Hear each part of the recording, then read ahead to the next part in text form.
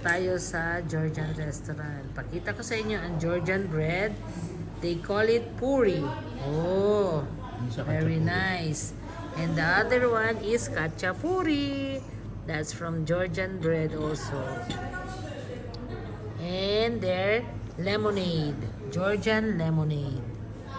Oh, guava yata yan. It's delicious. Hi guys. Ngayon guys, papunta kami sa Batumi. It will take from Borjomi to Batumi, it will take 5 hours. But Batumi going to Tbilisi later on, it will take 7 hours trip. Masyadong mahabang trip. Pero anyway, enjoy naman. So ayan, nakikita nyo ang view papuntang Batumi guys. Papasok tayo sa tunnel. Usually guys, meron silang 13 tunnel. Papasukan namin is 13 tunnel. So napaka dami nila. Mas gustong gusto nila gumawa ng tunnel. Alam nyo guys, kasi nga yan lang ang ano nila magandang madaanan. Kasi lahat, masyado silang mountainous. Maraming mountain lahat sa Georgia. Kaya yan ang ginagawa nila, panay tunnel. So anyway, tignan nyo na lang maya maya kung anong mangyayari. See you later.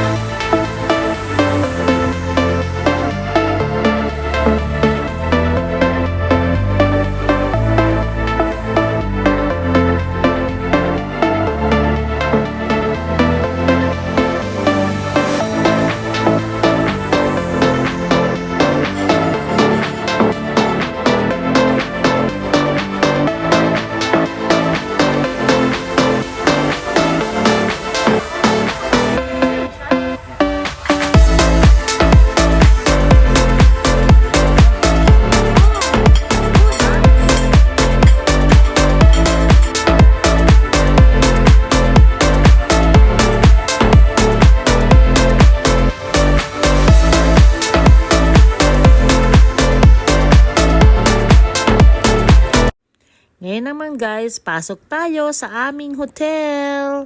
Ayan ang binigay sa aking hotel guys. It's 18th floor, napakataas dito sa Batumi. Ang taas, grabe. Para akong nakalutang sa, alam niyo yun guys. Ayan ang aming hotel. Ang bathroom, ayan siya. Ayan, ang shower. Ayan. Ayan na, tignan nyo. Ayan, mga bathrobe. Kama. Tag-iisa kaming ganyan, guys. So, kasama sa package yan. Ayan, guys, imagine, it's 18th floor. Oh. Ang taas-taas, nakakalula. New Wave Hotel, guys, in Batumi. We're staying in New Wave Hotel. Ayan siya. Hi guys, welcome back to my channel. Guys, ngayon nasa Nasa Batumi. Yan. Sa New Wave Hotel. Isa siya sa one of the 5-star hotel dito sa Batumi, which is luckily na nabigay sa amin. Kaya swerte kami, maganda yung hotel namin at maganda rin yung services. So this is our last hotel, pero babalik kami ulit ang Tbilisi kasi from Tbilisi going here in Batumi, it will take 5 to 6 hours kasi meron kaming dinadaanan. Pero pag pauwi, Batumi to Tbilisi, it will take 7 hours by car. So bukas matinding biyahe na naman papuntang Tbilisi. So natapos na namin ang aming tour. We still have 2 days para makumpleto namin lahat-lahat. So experience ko guys dito sa Georgia,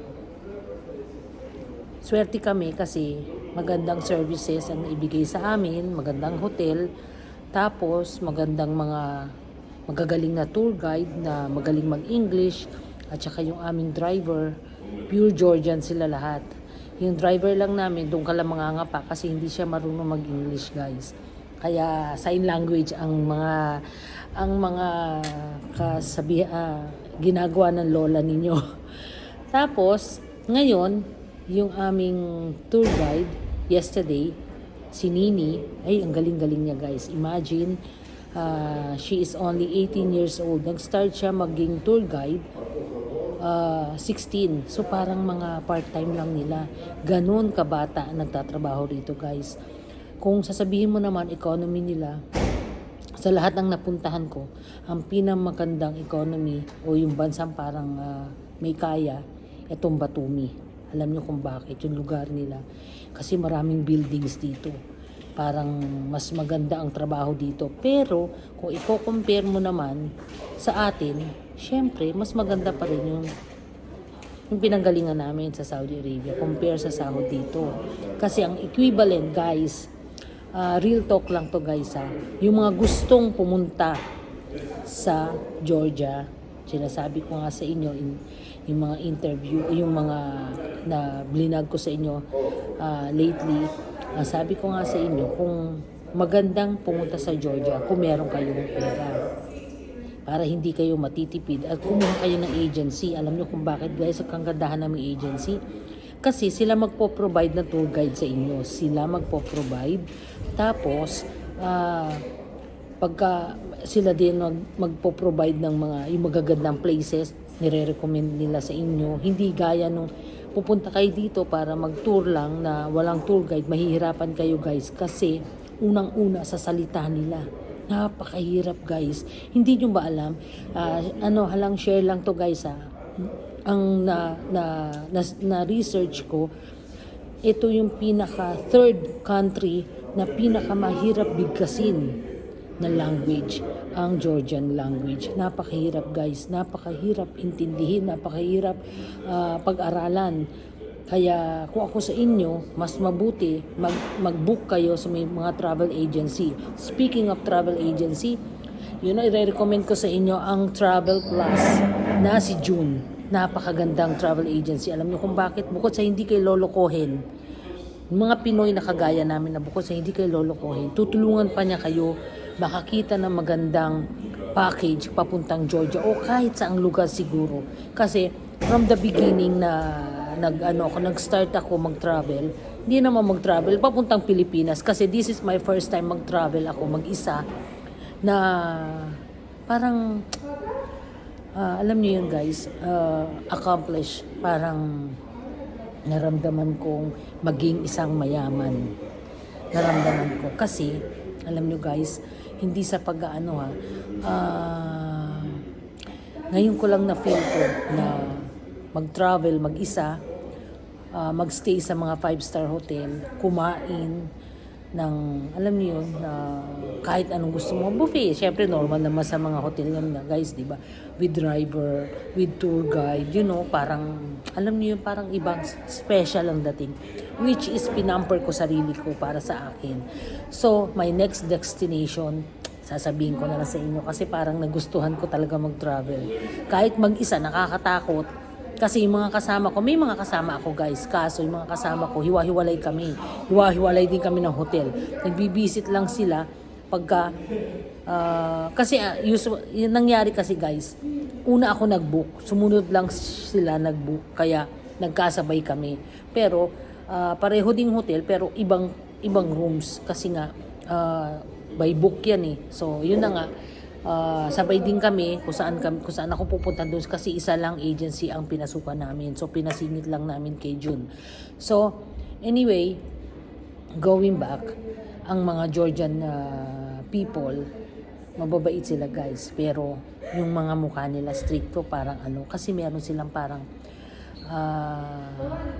German or Russian people, marami rito na mix na siya. Kaya medyo matapang ang dating. Pero kung aanuhin nyo, kung susumatotahin ninyo, mababait sila. Oo, mababait sila at saka marami pa ako ichichismis sa inyo guys eh.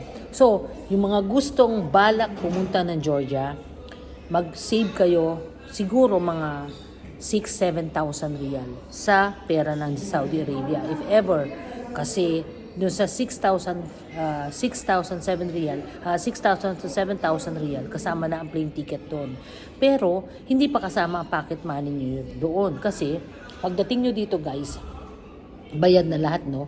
Ang poproblemahin nyo na lang, pagkain nyo ng lunch and dinner. Yun. Yung hotel, nagpo-provide sila ng breakfast. Pero, pagpo-provide sila ng breakfast, hindi naman kasama ang lunch and dinner. Kaya ganun, kaganda. At buffet naman yun. So pagka sinabing buffet, kahit na anong kainin nyo doon sa nakalatag doon, walang problema. Kahit na ilang beses kayo bumalik. Pero syempre nakakabusog din eh. Kaya ngayon, lalabas kami, magpupunta kami, last namin, sa botanical garden nila. Which is botanical garden natin sa Pilipinas, sa Baguio. Dito, Botanical Garden, tignan natin mamaya. So, ipapasilip ko sa inyo kung paano anong itsura ng Botanical Garden dito sa Georgia. So, yan ang last trip na namin bago kami bumalik bukas sa Tbilisi. Tbilisi kasi doon malapit na, doon na ang airport papuntang Baku. So, dalawang sakay namin eh. So, Tbilisi papuntang Baku, tapos Baku papuntang Riyadh. So, 3 airplane. Kaya yun. At maganda naman. Nagtataka sila bakit ako sasalita. Parang ing-ing lang. So, yun na nga. So, going back, sabi ko na nga sa inyo, masarap pumunta rito pag wala pa masyadong snow. Pero ang purpose ko talaga dito pumunta, may snow. Kaso lang, ang snow nila dito sa Kandura, malayo. Sa taas ng bundok, may snow na. Dito paparating pa lang. So, malamig. Paparating ang snow, mas malamig. Mas malamig pag paparating ang snow kesa yung snow na nandito na. At saka, one thing more, mas maganda ang snow, wala pa. Alam niyo kung bakit? Kasi makikita niyo yung view. Gaya nung pinuntahan ko na last, na pinuntahan namin sa Borjomi, not Borjomi, Tbilisi Park. Grabing kapal ng fog, nakita nyo? So, hindi nyo na may enjoy pag ganun kakapal ang fog. Kasi nga paparating na snow. Siguro by next week ang snow nandito na. Diba? Nandito na by next week yung snow. Kaya, yun, okay lang. At na-enjoy naman namin. Kung gusto nyong mag-explore, pumunta sa snow mountain nila sa Kundaria or somewhat ganun. Mahirap kasi bigkasin Sasakay kayo ng jeep na nasasakyan nila kasi yun lang ang makakarating doon sa tuktok ng bundok ang mga snow.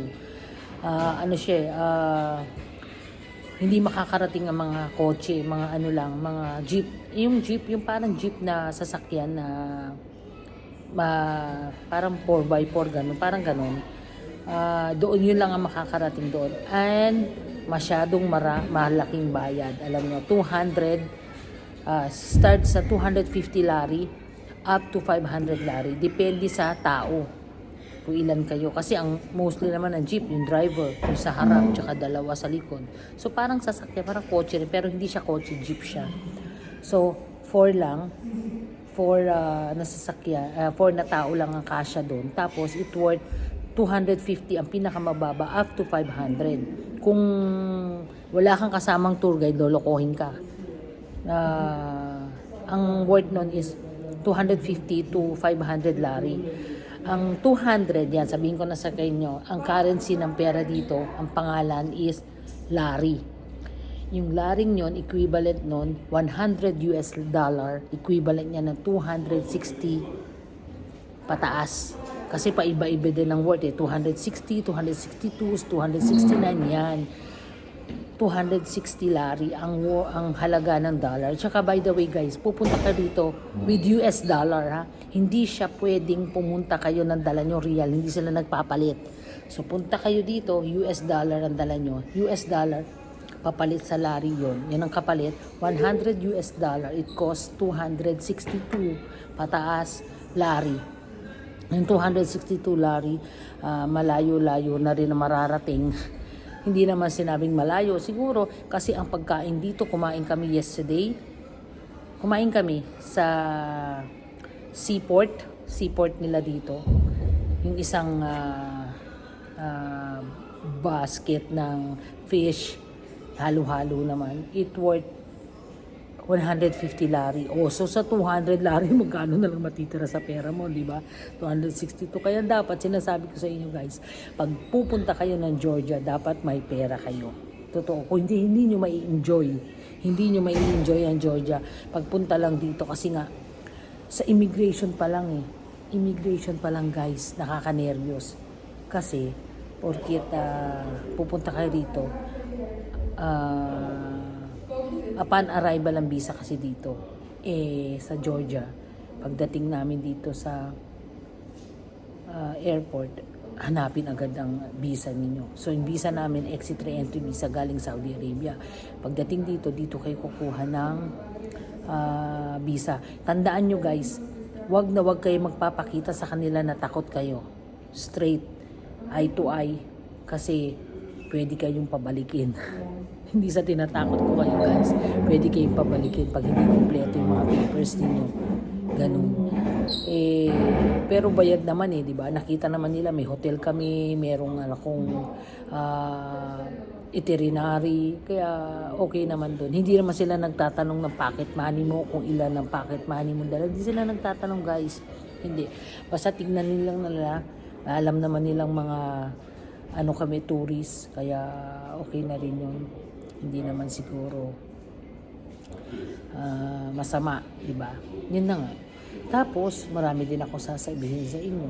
Yung mga mga tips ko lang na sinasabi sa inyo kung gusto niyo pumunta ng Georgia at magkano expenses ang magagamit ninyo, how much you will spend, and then yung mga gastusin din dito. May mga mura, may mga mahal. Huwag ka lang magpapahalata na napakaganda talaga guys. Sinasabi ko sa inyo, napakaganda, may tourist guide kayo. Kasi isa na rin siya sa magsasabi sa inyo, wag dyan, mahal dyan. Wag dyan, baka lokohin kayo dyan. Alam niyo yun, parang nagbibigay, lalo na si Nini. Hello, shout out kay Nini. Napakabait niya ang tourist guide. Georgian siya, pero magaling siya mag-English. Georgian, German. Yan, dalawa kasi. So, magaling siya mag-English. Dito kasi, pag magaling ka mag-English, pwede ka na maging tour guide. And then guys, aside from mga economy dito sa kanila, sabi ko nga sa inyo, ang pinakamagandang napuntahan ko dito sa Batumi kasi maraming buildings, para kang nasa Makati. Yan, ang kagandaan, para kang nasa Makati. Booming economy nila dito sa Batumi. Pero sa Borjomi, parang remote area. Sinasabi ko na sa inyo para hindi kayo madismaya. Sa Tbilisi naman, maganda rin, pero yung mga century places, makikita niyo mga 19th century na mga building na nandun pa. Alam niyo yun, di ba, nakikita ko sa inyo, if yung gustong malaman tungkol sa Tbilisi, punta kayo sa aking part 1 ng aking vlog. Nandoon nasabi ko lahat, yung mga places doon, na mga historical places ng Tbilisi. So, yun na nga, kung gusto nyo pumunta sa Georgia, dapat may pera kayo. Tapos, bukod doon, marami pa akong sasabihin sa inyo, kikwento sa inyo regarding sa Georgia. And see you later. Dadaling ko kayo sa aming journey papunta sa Botanical Garden ng Georgia. Bye! See you then! Somehow around the 5th country which got the Christianity. So, what is the meaning of Georgia and why it is known in the world as a country? Geography, geology, right? Yes. So, who discovered Georgia and how it was established as a country of Georgians? Prior to get the name of Georgia, the country was called, the western part of the country was called Kolkha. And the first settlement of Kolkhans were over here.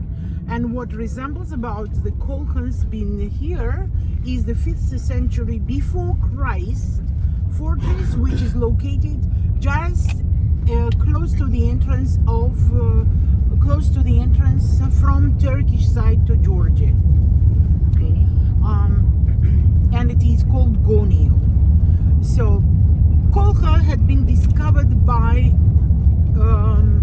Greeks, and the Argonauts, along with the chief Argonaut Jason, was the one who have sailed to Georgia.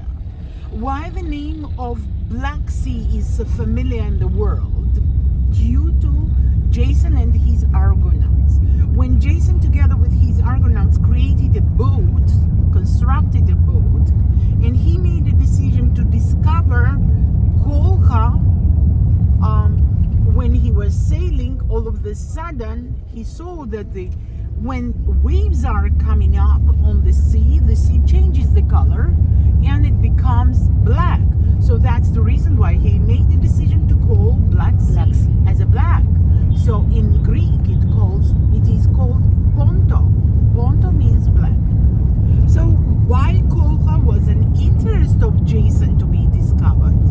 Because before Christ time, which is Neolithic time, Kolkha was famous with mining the gold. Ah, okay. So how they were mining and how they were discovering gold, and why gold was a point of interest at that time even for Greece. One of the way of mining gold was digging underneath of the mountains which are located all over the Georgia, and when you were driving you have seen those mountains. And another thing was that remainings of the gold from those mining were blown by the river, where the fleece of the ship being used to collect those small granules of gold. So every time the information was about gold, they used to say that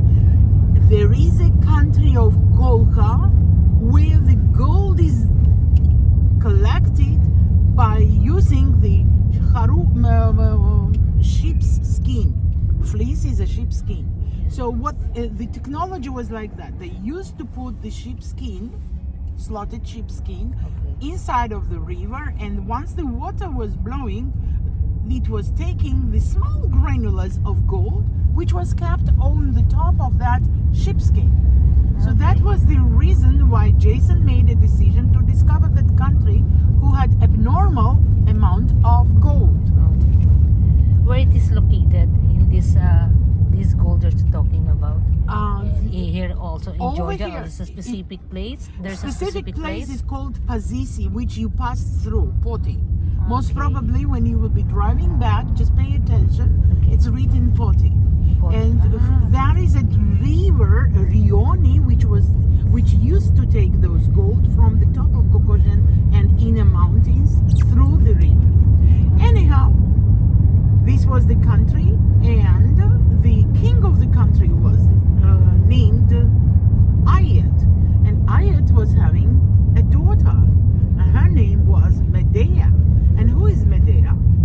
And why Medea is so famous rather than being a daughter of King Ayat?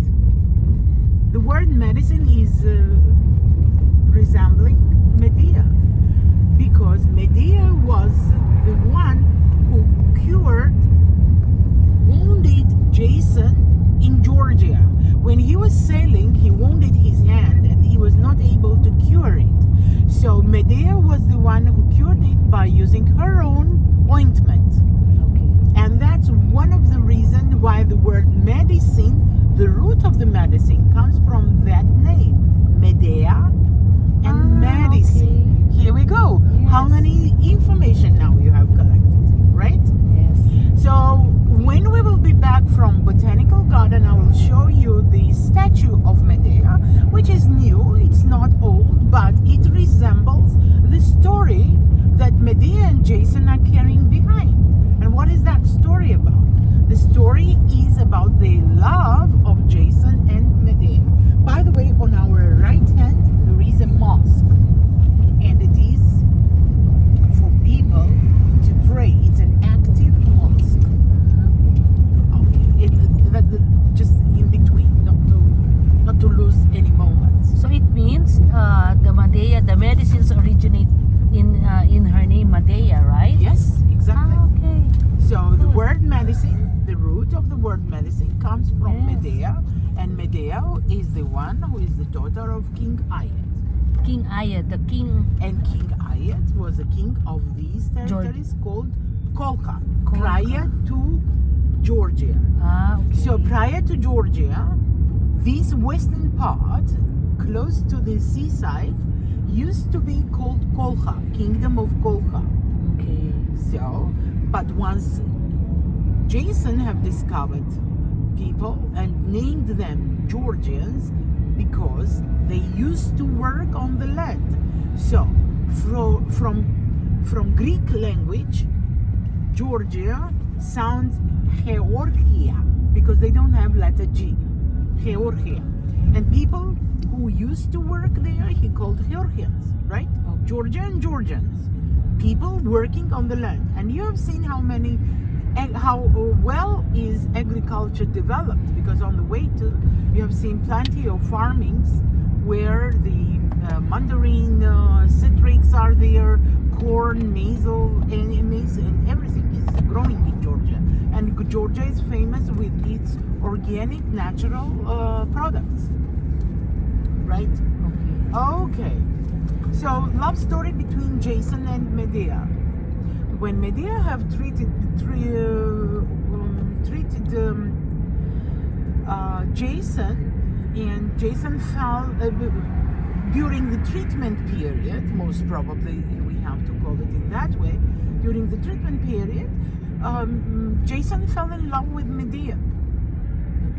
And then Jason said that I want to marry you. And Medea said, but in order you to marry me, you need to ask my hand from my dad. So when he went to dad to ask her hand, Ayat told that, go and find me a golden fleece. If you bring me the golden fleece, then I will give you a hand of Medea. So Jason is the one who will find out that fleece where the gold was already collected, and he brought The it skin of to the ships. yes, Yes. he brought that fleece to King Ayat, and he said, "You gave me a word, and I have done my word.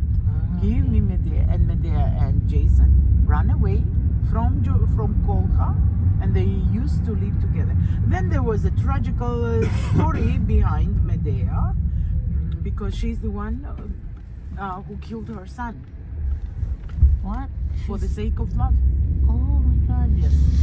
So the Medea story is quite a long, but I will give you a brief information, which is needed. You to can know. find this in the history. Absolutely History. on the Wikipedia Ah, okay. and in Greek mythology. Greek And when you will be in Greece, ask that question to the Greek guide, and she will tell you the story Yes. not from Medea's side, but from Jason's Jason. side. Ah, Yeah. okay. So you have a twist now. When you will be in Greece, just Yes. ask them. Regarding the rivers, and we will be passing one of them, a small river, but still, it has the small cascades on it. Just pay attention to your right hand. Okay. We have more than 26,000 small and big rivers all over Georgia. Okay. 26,000 Rivers. rivers. Yeah, So and many. around 400 lakes. 400 lakes. Yes. Yeah, we are really we are blessed from this point of view. There is a short story about Georgia as well, when God used to distribute the territories to different people from different race and different countries, not countries, but territories of the world. You know, characteristically Georgians are lazy. Oh? Yeah. So God have kept on for his own a small part of the land, which he, God bless his name, he said that maybe this will be a suitable part for my mom to relax and to spend her time over here. When he have finished distribution of the land, all of a sudden Georgians woke up and asked God, "You know what? You have discovered the territories to everybody, and I'm the only one who is left without territory. Can you give me any?" And he said, "Okay, I kept one for my mom, and I'm giving it to you." And that's how Georgians are proud of it, that this country is blessed by Mother Mary, because Mother Nature. Yeah, Mother Nature, Mother Mary, because God gave the best part of his property to us. But again, pay attention, I have started the Georgians are lazy. Ah, yes. Lazy. Lazy, ah. Yeah. The root word lazy. Yes, it comes from the lazy. I know that you've been gone, you and me, we don't belong.